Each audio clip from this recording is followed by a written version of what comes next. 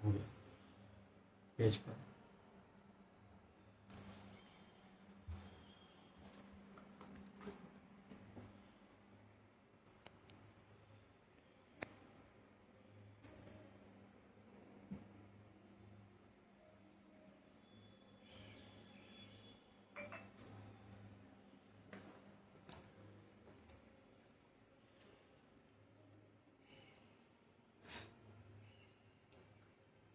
जय श्री राम साथियों, वंदे मातरम।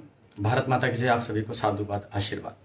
मैंने पहले कहा जय श्री राम, अर्थात हम भारतवासी, हम हिंदू, इस मिट्टी में जो जन्म हुआ है हमारा, इसी मिट्टी में भगवान श्री राम ने कभी अवतरण लिया था अयोध्या में, आज से 5000 वर्ष पूर्व।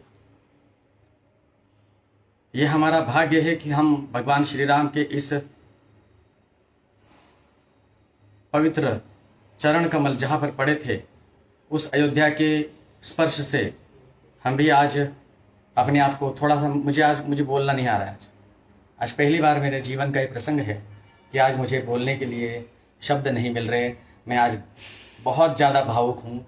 वैसे एक देशभक्त को, ऐसे व्यक्ति को जो देश के बारे में सोचता है, जो धर्म के बारे में ज़्यादा नहीं सोचता, उसको भावनात्मक होने का कोई अधिकार नहीं होता। मेरी कोई कमज़ोरी नहीं, लेकिन मेरी कमज़ोरी जो है वो आज मेरे पास स्वयं चल करके आई। ये मेरा बहुत बहुत भाग्य है। आज मैं बोल नहीं पा रहा हूँ, आज मेरे पास शब्द नहीं है। शब्द अनेकों है, लेकिन फिर भी बोलने का सामर्थ्य मुझ में ज़रा भी नहीं है। आज आचार्य सूर्य सागर पहली बार शब्दों के इस युद्ध में हार रहा है, क्योंकि आज ये हार भी मेरे लिए गौरव का विषय है। मैं हमारे सम्मानीय मेरे परम मित्र, जिन्होंने मेरे हर समय संकट में साथ दिया, वो ऐसे एडवोकेट नरेंद्र मिश्रा जी, जिन्होंने आज वो मेरे जीवन में सबसे बड़ा वो क्षण ला करके दिया, उसके लिए मैं उनका बहुत बहुत धन्यवाद देता हूँ। धन्यवाद भी नहीं दे सकता, क्योंकि कुछ भी नहीं, अगर जीवन भी मांग लेते हैं वकील साहब मुझे आप, तो मैं आपको अपना जीवन दे दूँ। ये वचन है हमारा। मुझे आज बोलना नहीं आ रहा है, शब्द नहीं मेरे पास, क्योंकि आज मेरे पास वो आया है जिसकी मुझे बरसों से तलाश थी। अयोध्या की उस भूमि को स्पर्श करना चाहता था ये सन्यासी। अयोध्या की भूमि पर स्पर्श करके, नम्रीभूत होकर के दर्शन करना चाहता था ये सन्यासी सूर्य सागर। वहां साक्षात भगवान श्री राम ने जन्म लिया। वहां पर अपने जीवन का बहुत सारा समय उन्होंने जिस अयोध्या में गुजारा, उस अयोध्या में मैं भी पहुंचना चाहता था। लेकिन मेरा भाग्य है या नहीं ये मैं नहीं जानता, लेकिन आज भगवान श्री राम इस आश्रम में, इस सूर्य सागर से मिलने खुद आए हैं। कैसे, मैं बताना चाहूंगा। भाग्य है मेरा, और इस भाग्य की आज मुझे परमात्मा ने सब कुछ दे दिया।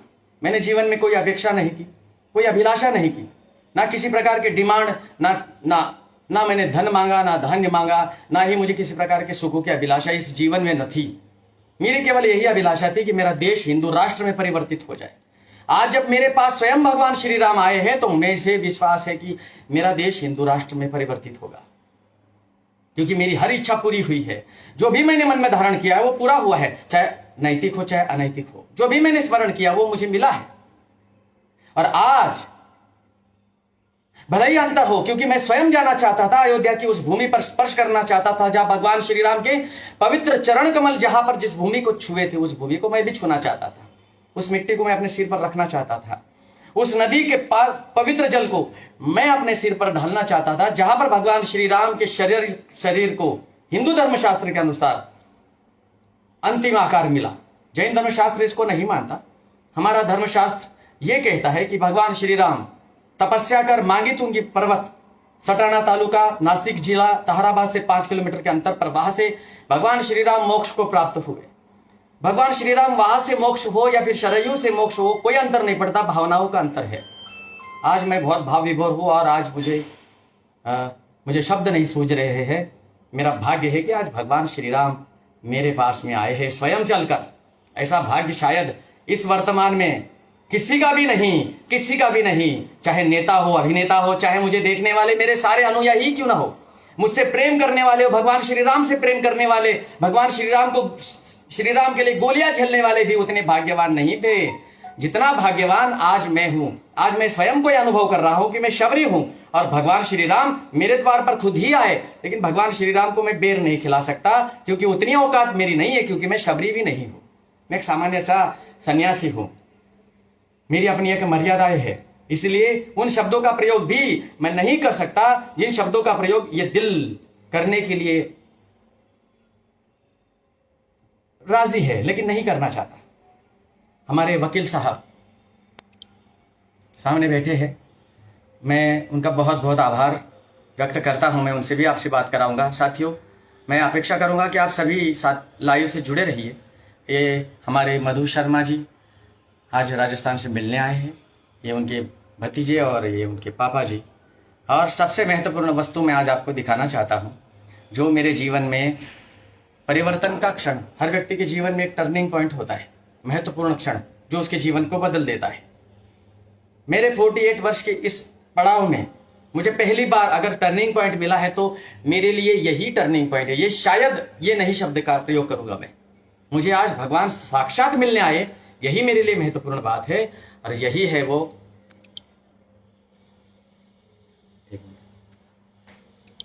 वकील साहब दिखाइए जरा, यही है वो पवित्र भूमि की पवित्र, इसे मिट्टी भी नहीं बोल सकते, ये अनमोल खजाना है मेरे लिए। ये मेरे लिए किसी अमृत से कम नहीं।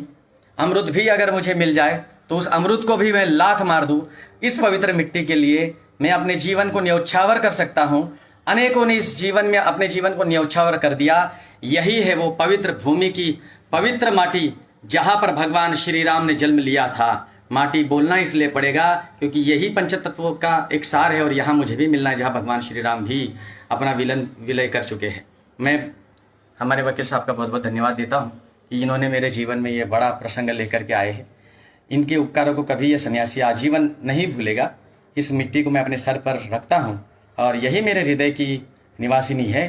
और आजीवन मैं भी अभी आज साक्षात रूप से भगवान श्री राम को एक भिक्षा मांगता हूँ कि इस मिट्टी को साक्षात रूप से मैं इस मिट्टी को साक्षात रूप से अयोध्या में आकर के अपने मस्तिष्क पर धारूं। ऐसा भाग्य मेरा भी जागृत कर दो। भगवान श्री राम के चरणों में मैं नमन करता हूं और इस मिट्टी को मेरे मस्तिष्क पर धारता हूं। और जितने भी हिंदू देख रहे हैं, याद रखना, अभी मुझे वकील साहब ने कुछ बातें बताई भगवान श्री राम के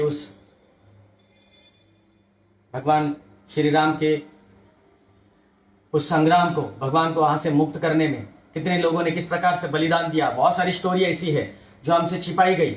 आज एक सत्य मुझे ज्ञात हुआ, वो सुनकर मुझे मेरे भारतीय पुलिस पर बड़ा गर्व हो रहा है। और वो क्यों हो रहा है अभी वकील साहब आपको स्वयं बताएंगे। हमने आज तक यही सोचा और आज तक हमारे दिमाग में यही भ्रांति थी कि हम भारतीय पुलिस को, अयोध्या की पुलिस को, उत्तर प्रदेश की पुलिस को गाली देते थे कि उन्होंने अयोध्या के लिए लड़ने वाले राम भक्तों पर गोलियां चलाई थी, मुलायम के आदेश से। लेकिन वो बात सत्य नहीं थी। क्या सत्य है? ये हमारे परम स्नेही जिन्होंने मेरे लिए अपना सर्वस्व अर्पण किया। ऐसा ही समझिए, वकील साहब मेरे साधारण व्यक्ति नहीं है, सच्चे हिंदू योद्धा है। और जिन्होंने मुझे भगवान श्री राम से मिलाया वो मेरे लिए पवनंजय हनुमान से कम नहीं। मैं दिल से उनको यही आशीर्वाद देता हूं कि वकील साहब हमेशा सफल रहे और आप भी सफल रहे। अब आप जानिए, अयोध्या में जो भगवान श्री राम के लिए लड़ने वाले कार सेवकों के ऊपर गोलियां किसने चलाई थी, वो कौन से पुलिस थे? वहां के लोग, वही के रहवासी, उन्हीं के द्वारा आंखों देखा हाल जो वकील साहब को सुनाया था वही आज आप सुनिए। आपके भी रोंगटे खड़े हो जाएंगे। उत्तर प्रदेश की पुलिस को दोष देना गलत होगा क्योंकि आज तक ये सन्यासी सूर्य सागर उत्तर प्रदेश पुलिस को रोज गालियां देता था उसी विषय में। लेकिन आज मैं सभी पुलिस वालों की भी क्षमा मांगता हूं। आज मेरे आंखों की पट्टी खुल गई। आगे की बात हमारे वकील साहब कहेंगे। कैमरा आपके तरफ बैठिए। सर्वप्रथम मैं दुनिया की सबसे खूबसूरत, सबसे सुंदर, सबसे शक्तिशाली औषधि से परिपूर्ण ऐसी माँ भारती को प्रणाम। मैं प्रणाम करता हूँ अपने माता पिता को जिसने जन्म दिया है। सूर्यपुत्र दशरथ नंदन मर्यादा पुरुषोत्तम श्री राजा रामचंद्र भगवान की जय।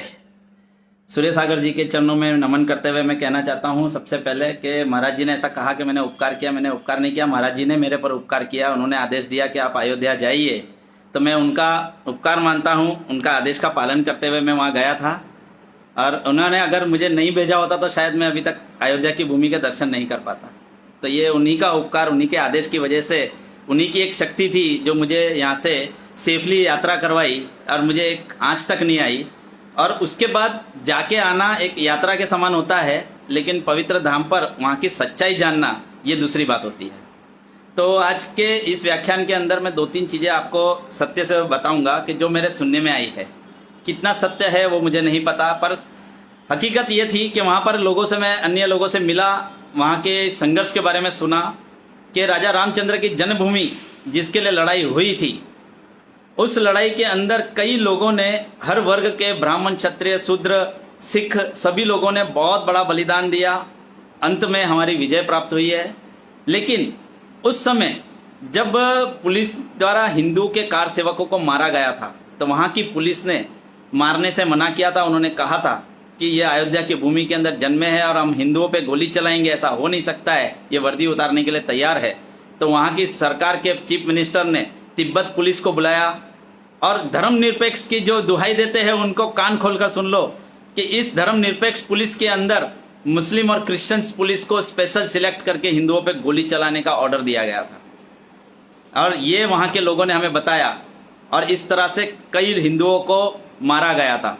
लेकिन हिंदुओं की जो फितरत है कि अगर कोई भी हिंदू पे हाथ उठाएगा तो पलट के करारा जवाब जरूर मिलेगा। अंत में आपने देखा कि एक ढांचा का कैसा हाल हुआ और जहाँ पर आज राम मंदिर का निर्माण हो रहा है। राजा राम भगवान को अगर जो भी समझ लेगा तो वो उसका जीवन अपने आप सफल हो जाता है। तो कुछ एक छोटी सी मैं सत्य घटना बताना चाहता हूँ भगवान रामचंद्र के बारे में। मैं वहाँ जाने के बाद कुछ 1-2 पन्ने जो समय मिला मुझे, मैंने उल्टे, तो मुझे ऐसा पता चला कि भरत चित्रकूट के अंदर जब प्रभु श्री राम जी से मिलने आते हैं तो राम भगवान उन्हें पूछते हैं कि मेरी अयोध्या कैसी है। लंबा वाद विवाद होता है। तो भरत खुशी से कहते हैं कि भगवान वहाँ पर बहुत अच्छी है अयोध्या।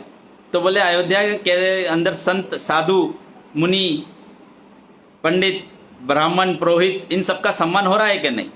तो भरत कहता है कि सभी का सम्मान होता है, खाली पुरोहितों का हम सम्मान नहीं करते हैं। तो राम भगवान पूछते हैं कि क्यों पुरोहितों का सम्मान नहीं करते? तो बोले वो तो पूजा पाठ करवाते हैं, हर घर में जाकर के पूजा पाठ करवाना उनका काम है, तो वो उनकी क्यों सम्मान दिया जाए, साधु संत जितना सम्मान क्यों दिया जाए? तो प्रभु राम भगवान उन्हें उपदेश देते हैं कि हे भरत, हमारे देश की, हमारे अयोध्या की इकोनॉमी संभालने वाले पुरोहित है, और इकोनॉमी और मार्केटिंग मैन देखने जावे तो सबसे बड़े पुरोहित होते हैं, और वो मार्केटिंग अगर तुम तोड़ दोगे तो हमारी अयोध्या की इकोनॉमी टूट जाएगी। और जो अयोध्या के अंदर राम राज्य है जिसमें संपूर्ण सुख था, जहां पर एक भी दुखों का कोई स्थान नहीं था, कोई अत्याचार का स्थान नहीं था, जहां पर दरवाजे नहीं लगते थे, वो सब इन पर ही चलता है। तो भरत ने पूछा कि ये कैसे चलता है? तो उन्होंने बताया कि पंडित जब भी पुरोहित कर्मकांड करने के लिए बुलाता है किसी को तो 108 सामग्री लिखता है, जिसमें वो पहले मिट्टी के बर्तन लिखता है तो कुमार का घर चलता है। वो 8 मिट्टी के बर्तन लिखेगा तो 8 बार कुमार के घर से सामान लाया जाएगा। हाथ में कलावा बांधेगा तो कलावा चलेगा, फूल बनेगा तो फूलमाली चलेगा, सिंदूर वाले का घर चलेगा। तो वो 108 लोगों के घर चला रहा है वो। तो 108 के वो घर चलाते रहता है। तो वैसे इकोनॉमी चलाने वाले व्यक्ति का सम्मान होना चाहिए। तो बोलता है कि अगर वो किसी एक व्यक्ति का मार्केटिंग करने लगा, एक कंपनी का मार्केटिंग करेगा तो क्या होगा? तब प्रभु राम भगवान उपदेश देते हैं कि अगर किसी एक व्यक्ति का उपदेश करता है तो इसके लिए हम एक कंडीशन रखते हैं कि जो भी पुरोहित आपके यहाँ कथा करने आएगा, पूजा करने आएगा, जो भी कर्म कांड करने आएगा, वो उस यजमान के घर का पानी नहीं पिएगा और साथ में वो दक्षिणा नहीं मांगेगा। जो भी खुशी से दोगे आप तो वो लिया जाएगा। तो उन्होंने, पंडितों ने, वहां से पुरोहितों को ये आदेश दिया गया कि आपका सम्मान उतना ही होगा, लेकिन आपको यजमान के वहां का पानी नहीं पीना जहाँ पूजा करने जा रहे हो, उसके घर का दक्षिणा नहीं मांगनी, उसे जो देगा खुशी से वो ले लेना है। लेकिन इसका ही उल्टा हमारी इकोनॉमी तोड़ने के लिए जब मुगल और अंग्रेज लोग आए तो इन्होंने हजारों किताबें लिख दी कि पंडित लोग छूत अछूत फैलाते हैं, और इस तरह से हमारे एक वर्ग को दूर करने के लिए हजारों किताबें लिखी गई, लेकिन इस सत्य को किसी ने जागर नहीं किया। और आप सोचो कि ऐसे प्रभु श्री राम जी अयोध्या में है, उनकी मिट्टी यानी पंच तत्वों से हमारा शरीर बनता है, साइंस कहती है। तो पंच तत्वों से जो मनुष्य बनता है वो साइंस भी आज कहती है। तो भगवान मतलब भ मतलब भूमि, ग मतलब गगन, अ मतलब अग्नि, व मतलब वायु और न मतलब नीर। ये पंच तत्व जहाँ विलीन हो जाता है, जहाँ से उत्पत्ति होता है, वह भूमि की मिट्टी महाराज जी के आदेश से मैं लेकर आया और मुझे भी उस पावन धरती पर जाने का मौका मिला। और महाराज जी के आदेश के अनुसार मैंने किसी पे उपकार नहीं किया है, बल्कि उन्होंने मेरे पे उपकार किया है और मुझे ऐसे दर्शन का लाभ मिला है। मैं यही कहना चाहता हूँ, राजा रामचंद्र जी की जय। जय श्री राम, वंदे मातरम, भारत माता की जय। मैं महाराज जी को फिर से दे रहा हूँ। धन्यवाद वकील साहब आपका। साथ बोलने की क्षमता नहीं, फिर से इस विषय पर बोलूँगा। हमारी शिष्या मधु जी बोलेगी थोड़ी और उसके बाद में लाइव बंद कर देवादिदेव भगवान महादेव और जगत जननी माँ जगदम्बा के चरणों में नमन करते हुए परिजनों, मैं मधु शर्मा राजस्थान से। आज इतना सौभाग्य भरा दिन है कि जैसे ही हम आए हैं यहाँ पे भगवान के श्री चरणों में आए हैं, और वैसे ही भाई श्री नरेंद्र मिश्रा जी, एडवोकेट नरेंद्र मिश्रा जी बहुत सीनियर एडवोकेट हैं, बहुत ही टैलेंटेड हैं, हम सभी उनका बहुत सम्मान करते हैं। महाराष्ट्र के अभिन्न अंग है ये। जैसे ही हम आए इधर एंटर हुए आश्रम में, और भाई श्री अयोध्या की मिट्टी, अयोध्या जी की मिट्टी और माता सरयू का पानी लेकर आए हैं।